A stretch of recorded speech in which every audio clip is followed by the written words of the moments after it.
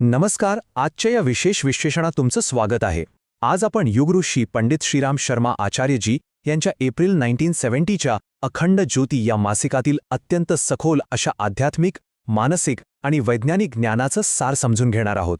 खरं तर आचार्यजी हे मानवी मानसशास्त्राचे अत्यंत गाढे अभ्यासक होते आणि आपण आज जे बघणार आहोत ना, ते त्यांच्या याच प्रेरणादायी सूत्रांवर खूप छान प्रकाश टाकतं. चला तर मग थेट सुरू करूया.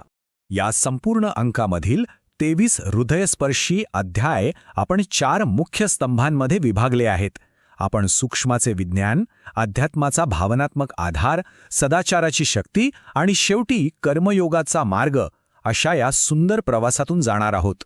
तर आपला पहिला विभाग आहे सूक्ष्माचे विज्ञान, म्हणजेच आपल्या अदृश्य पण अत्यंत समर्थ अशा सूक्ष्म शक्ती. आता यातली सर्वात थक्क करणारी गोष्ट सांगू. याच साहित्यामध्ये भारतीय तत्त्वज्ञानाचं केवळ आध्यात्मिकच नाही, तर अगदी सखोल असं वैज्ञानिक विश्लेषण केलंय.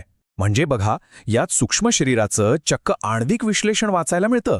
त्यासोबतच शब्दांची आणि मंत्रांची कंपनशक्ती, संगीताचा आपल्या मनावर होणारा थेट परिणाम आणि गंगाजलाची वैज्ञानिक महिमा, हे सगळं इतक्या तर्कशुद्ध पद्धतीनं मांडलंय की आपण खरोखरच अवाक होतो. यानंतर आपण वळतोय दुसऱ्या विभागाकडे, अध्यात्माचा भावनात्मक आधार. यात आपण मानवी मानसशास्त्राच्या आंतरिक जगाचा वेध घेणार आहोत. इथे एक गोष्ट अगदी स्पष्ट होते: खऱ्या आध्यात्मिक जीवनाचा पाया हा केवळ पुस्तकी ज्ञानावर अजिबात अवलंबून नसतो. तो पूर्णपणे अवलंबून असतो आपल्या भावनांच्या शुद्धतेवर. म्हणजे जीवनाचा खरा अर्थ किंवा जीवन का अभिप्राय हा फक्त भौतिक सुखांमध्ये नाहीये, तर तो दिव्य प्रेमात आणि परमसत्य जाणून घेण्याच्या दर्शनाच्या तहानेमध्ये दडलेला आहे. हे किती सुंदर आहे, नाही का? आता हे पहा, मानवी मानसशास्त्रातला एक अत्यंत महत्त्वाचा रोजच्या जगण्यातला फरक इथं सांगितलाय. एकीकडे असतो अपमान, ज्याचा मूळ उद्देशच समोरच्याला दुःख देणं हा असतो, आणि दुसरीकडे असते युक्ती, जी समाजात वावरताना केवळ एक धोरणात्मक खेळी असते.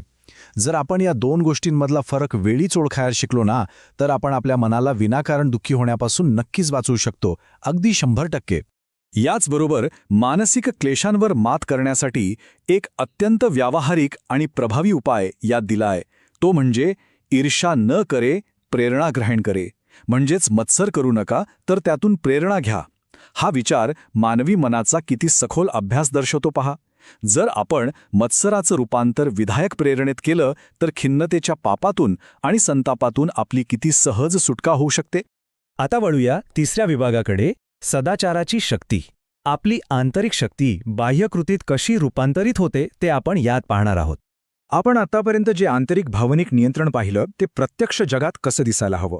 तर खरी आध्यात्मिक शक्ती ही केवळ डोळे मिटून ध्यानात बसण्यात नाहीये, तर ती नैतिक जीवन जगण्यात आणि समाजाला सोबत घेऊन पुढे जाण्यात आहे.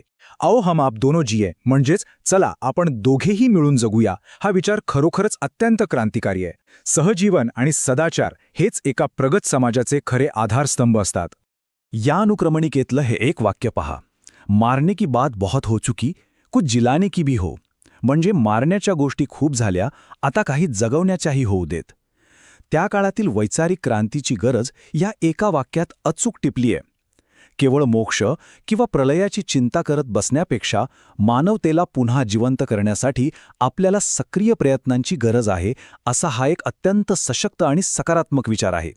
आणि आता आपला चौथा आणि अंतिम विभाग, कर्मयोगाचा मार्ग. व्यापक हितासाठी केलेलं निष्काम कर्म.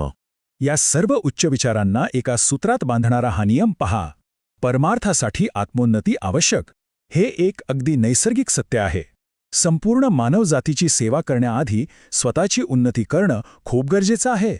जसा एक प्रज्वलित दिवाच दुसऱ्या दिव्याला प्रकाश देऊ शकतो ना, अगदी तसंच स्वतःची शुद्धी हीच खऱ्या परमार्थाची पहिली पायरी आहे. आणि याच निष्काम कर्मयोगाच्या विशाल चौकटीतून आपल्याला समाजाप्रती असलेल्या आपल्या पवित्र कर्तव्याची जाणीव होते. इथं पूजेचं मर्म एका पूर्णपणे क्रांतिकारक पद्धतीनं नव्याने परिभाषित केलंय. फक्त देवळात बसून केलेली कर्मकांडे म्हणजे पूजा नाही, तर गरजूंसाठी केलेली निस्वार्थ सेवा हीच खरी ईश्वराची पूजा आहे, हा विचार खरोखरच अंतर्मुख करणारा आहे. आता या तक्त्याकडे पाहिल्यास या संपूर्ण आध्यात्मिक प्रवासाचा आपण थोडक्यात मागोवा घेऊ शकतो.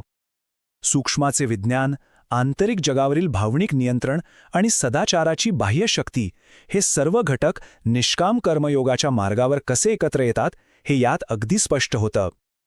अदृश्य शक्तींचा अभ्यास हा शेवटी निस्वार्थ कृतीमध्येच परावर्तित व्हायला हवा.